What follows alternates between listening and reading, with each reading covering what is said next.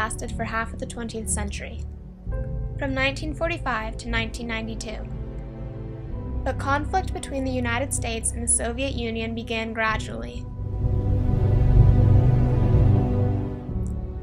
The fundamental disagreement between the two nations was control over post-war Europe.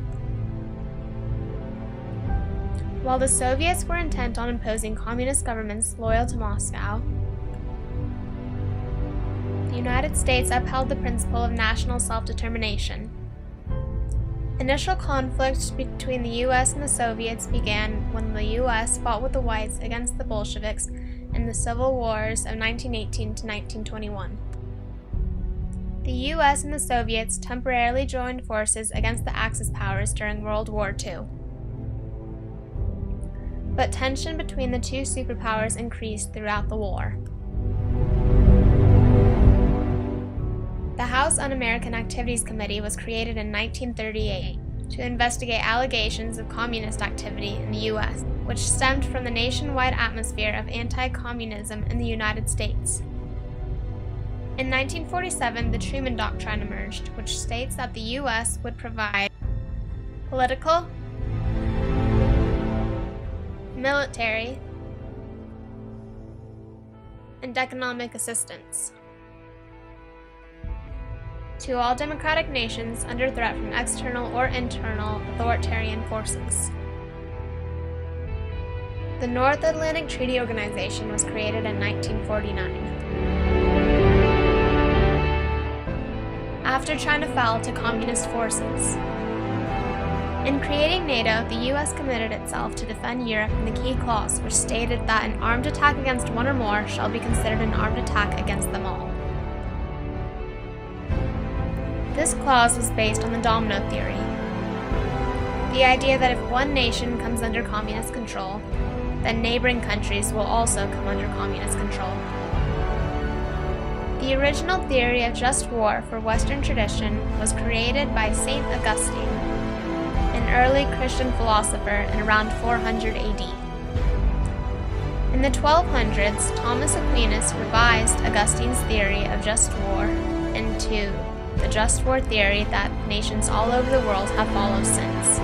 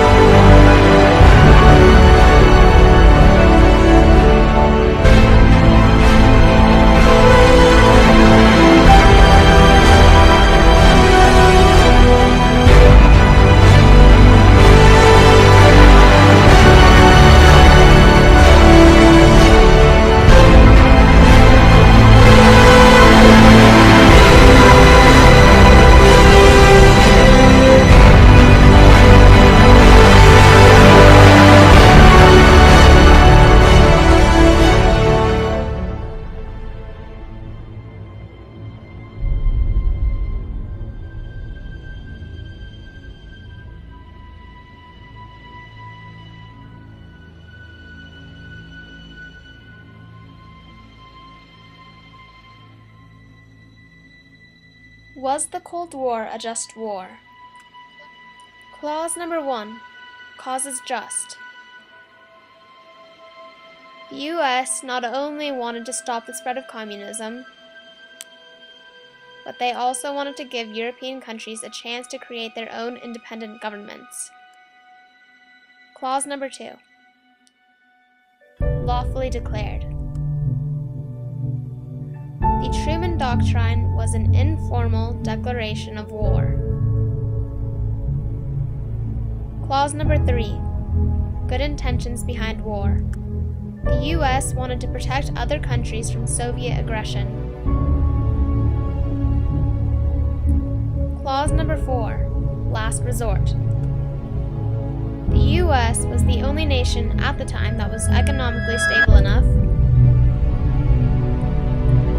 and in possession of a good enough army to prevent the Soviets from spreading communism throughout Eastern Europe and Asia.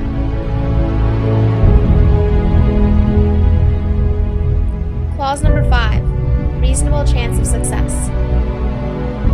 The United States had military and economic superiority. Clause number 6. Goal is proportional to the offense.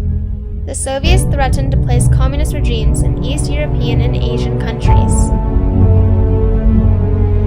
So the U.S. placed troops in those countries to contain communism.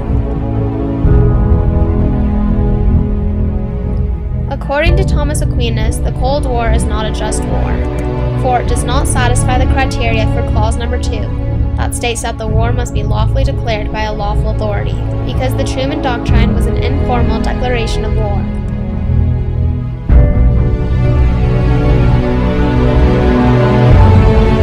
However, a Cold War does not involve any actual battle,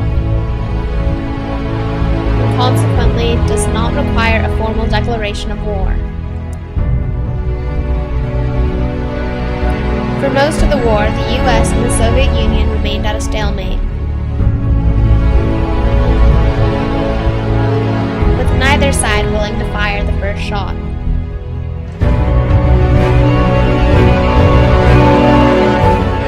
And start a nuclear war.